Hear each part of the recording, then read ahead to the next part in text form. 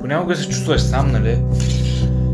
Гледаш другите големи компании, снимки, стори, а ти имаш един, двама, трима, четирима, петима, даже и по-малко, много по-малко.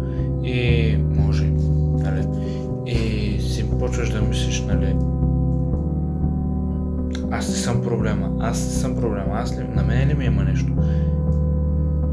Отговор е, че не човек, не си ти. Ти даже вървиш по правия път. Често по-добре е да имаш човек, който те усеща, отколкото 10, които не те разбират в никакъв случай. Така че по-добре тишина, отколкото фалшиви разговори.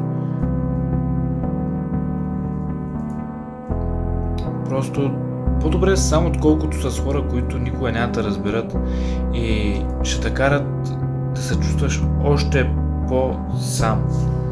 Истинските връзки не са шумни. Така че истинските връзки не са за показ. Те просто се случват и остават така. Така че не тъгувай, че не си в група. И реално ще ти кажа едно нещо. Реалните хора рядко са в тълпата. Така че се притеснявай, че не си в тълпа или че не можеш, не си с тях, не си като тях, нямаш дрейните обувки. Затова отделно видео ще направя.